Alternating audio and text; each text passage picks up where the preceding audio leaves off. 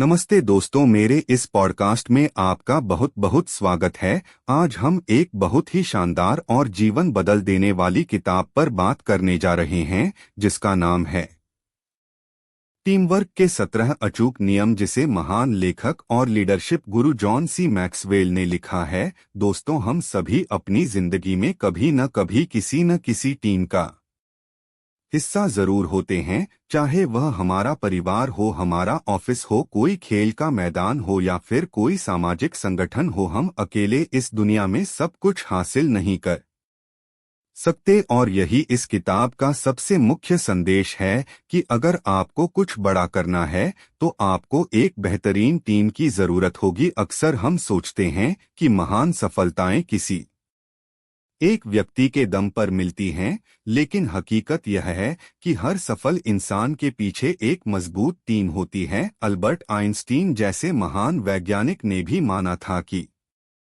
उनकी सफलता में बहुत से लोगों का योगदान था। इसलिए जॉन मैक्सवेल का पहला नियम, जिसे महत्व का नियम कहा जाता है, यह स्पष्ट करता है कि महान काम करने के लिए एक की संख्या बहुत छोटी है। अगर आप अकेले ही सब कुछ करने की कोशिश करेंगे तो आप अपनी पूरी क्षमता तक कभी नहीं पहुंच पाएंगे। इसके बाद मैक्सवेल हमें पूरी तस्वीर के नियम के बारे में बताते हैं, जो कहता है कि लक्ष्य हमेशा भूमिका से बड़ा होता है। दोस्तों, जब हम किसी टीम में काम करते हैं तो कई बार हमारा अपना अहंकार या हमारी अपनी महत्वाकांक्षाएं बीच में आ जाती हैं। हम यह सोचने लगते हैं कि मेरा फायदा क्या है या मुझे क्या मिलेगा। लेकिन जो टीमें सच में जीतती हैं, उनके सदस्य अपने व्यक्तिगत हितों को पीछे रखकर टीम के लक्ष्य को सबसे ऊपर रखते हैं। जैसे कि विंस्टन चर्चिल ने द्वितीय विश्व युद्ध के दौरान कोयला खदान में काम करने वाले मजदूरों को यह एहसास दिलाया था कि उनका काम भी युद्ध के मैदान में लड़ रहे सैनिकों जितना ही महत्वपूर्ण है, क्योंकि अगर कोयला नहीं होगा तो देश रुक जाएगा। इसी तरह हर व्यक्ति को अपनी भूमिका से ज्यादा टीम के बड़े लक्ष्य पर ध्यान देना चाहिए। आगे बढ़ते हुए हम बात करते हैं सही जगह के नियम की, जिसका मतलब है कि हर खिलाड़ी के लिए एक ऐसी जगह होती है जहां वह सबसे ज्यादा मूल्य जोड़ता है। सोचिए, अगर आप एक बेहतरीन गायक हैं लेकिन आपको टीम में अकाउंटिंग का काम दे दिया जाए तो क्या आप सफल हो पाएंगे? बिल्कुल नहीं। एक अच्छी टीम वही होती है जहां हर व्यक्ति अपनी प्रतिभा, अपने कौशल और अपने अनुभव के हिसाब से सही जगह पर काम कर रहा हो। अमेरिका के पूर्व विदेश मंत्री कॉलिन पॉवेल का उदाहरण बहुत सटीक है, जिन्हें सेना से लेकर राजनीति तक हमेशा उस जगह पर रखा गया जहां वे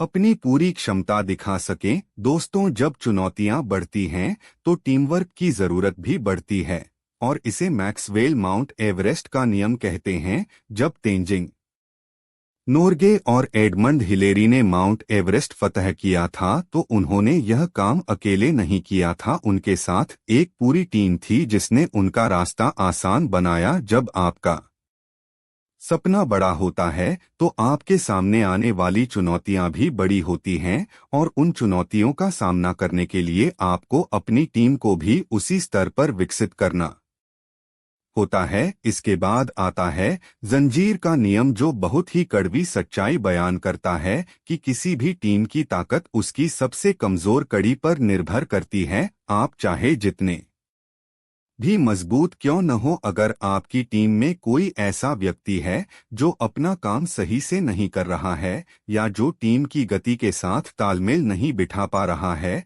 तो उसका असर पूरी टीम के प्रदर्शन पर पड़ेगा। अलास्का में हुए एक्सॉन वाल्डेस तेल रिसाव की दुर्घटना इसका सबसे बड़ा उदाहरण है, जहां एक कप्तान की लापरवाही और एक कमजोर कड़ी के कारण पूरी दुनिया को एक भयंकर पर्यावरण आपदा का सामना करना पड़ा। इसलिए एक लीडर के रूप में यह आपकी जिम्मेदारी है कि आप उस कमजोर कड़ी को पहचानें और या तो उसे सुधारें या फिर उसे टीम से बाहर करें। इसके साथ ही हर टीम को एक उत्प्रेरक की जरूरत होती है, और यही उत्प्रेरक का नियम है। ये वो लोग होते हैं जो चीजों को संभव बनाते हैं, जैसे बास्केटबॉल में माइकल जॉर्डन जो सिर्फ अपना खेल नहीं खेलते थे बल्कि अपनी पूरी टीम के अंदर एक नई ऊर्जा और जीत की भूख पैदा कर देते थे। एक उत्प्रेरक हमेशा ऊर्जावान होता है, भावुक होता है और जब भी टीम मुश्किल में होती है वह आगे आकर जिम्मेदारी लेता है।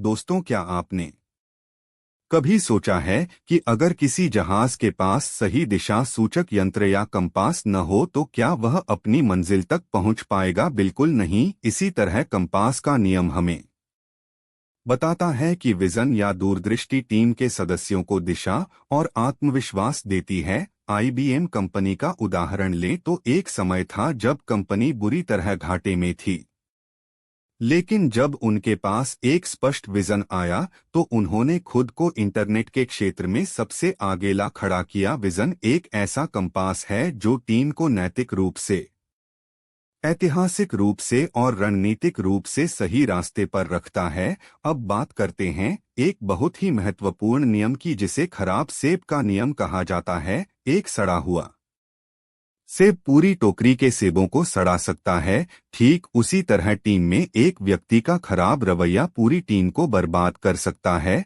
प्रतिभा होना बहुत अच्छी बात है, लेकिन अगर रवैया सही नहीं है तो वह प्रतिभा किसी काम की नहीं है। अगर कोई टीम मेंबर हमेशा शिकायत करता है, अपनी गलतियां नहीं मानता या दूसरों से ईर्ष्या करता है तो यह टीम के लिए एक बहुत बड़ा खतरा है। खराब रवैया बहुत तेजी से फैलता है, इसलिए इसे समय रहते पहचानना और दूर करना बहुत जरूरी है। इसके विपरीत जब टीम के सदस्य एक दूसरे पर भरोसा करते हैं तो वे जिम्मेदारी के नियम का पालन करते हैं। इसका मतलब है कि जब जरूरत पड़े तो टीम के साथी एक दूसरे पर भरोसा कर सकें। इस भरोसे को बनाने के लिए अच्छे चरित्र, क्षमता, प्रतिबद्धता और निरंतरता की जरूरत होती है।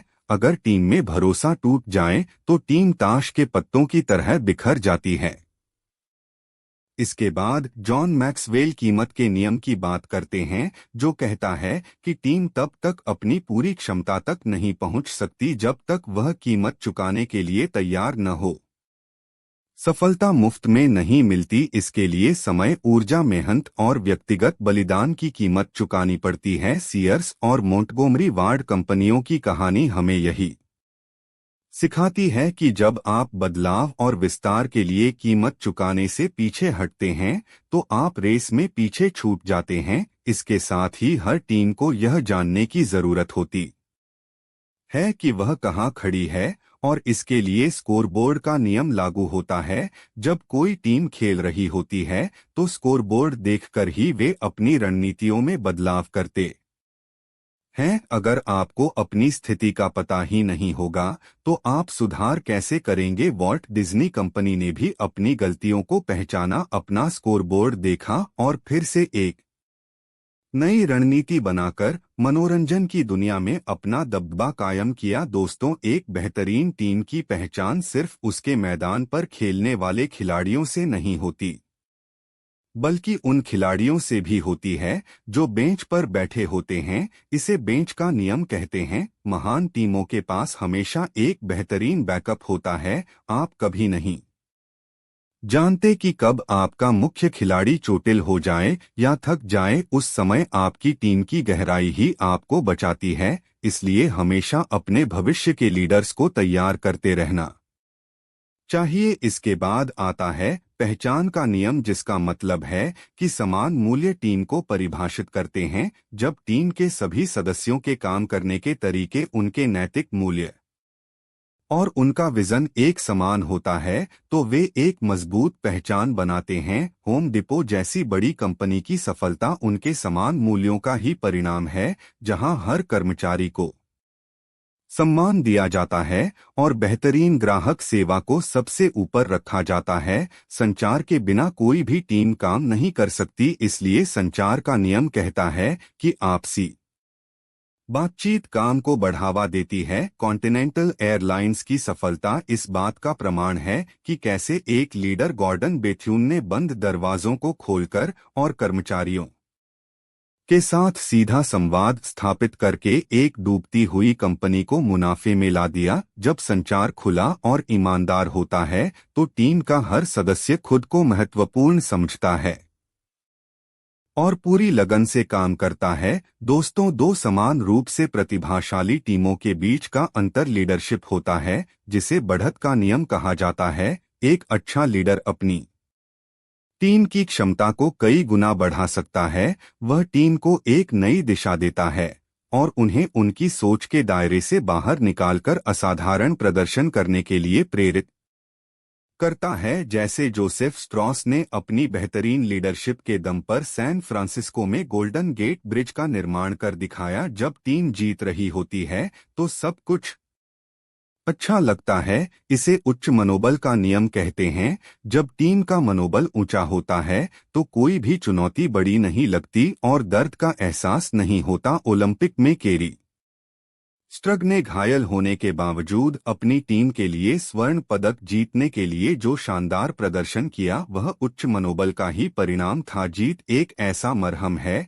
जो हर दर्द को मिटा देता है। और अंत में आता है लाभांश का नियम, जो हमें सिखाता है कि अपनी टीम में समय और ऊर्जा का निवेश करने से भविष्य में बहुत बड़ा लाभ मिलता है। जब आप दूसरों की मदद करते हैं, उन्हें आगे बढ़ाते हैं और उनकी सफलता में अपना योगदान देते हैं, तो वह निवेश कई गुना होकर आपके पास वापस आता है। मॉर्गन वुटन जैसे महान बास्केटबॉल कोच ने अपनी पूरी जिंदगी युवाओं को तैयार करने में लगा दी और बदले में उन्हें जो प्यार, सम्मान और सफलता मिली वह अतुलनीय है। तो दोस्तों, जॉन सी मैक्सवेल के ये 17 नियम हमें बताते हैं कि टीमवर्क सिर्फ एक शब्द नहीं बल्कि एक पूरी जीवन शैली है। एक ऐसी जीवन शैली जिसमें हम दूसरों के साथ मिलकर काम करते हैं, उनके सपनों को अपना सपना बनाते हैं और एक साझा लक्ष्य की ओर बढ़ते हैं। अगर आप भी अपनी जिंदगी में कोई बड़ा मुकाम हासिल करना चाहते हैं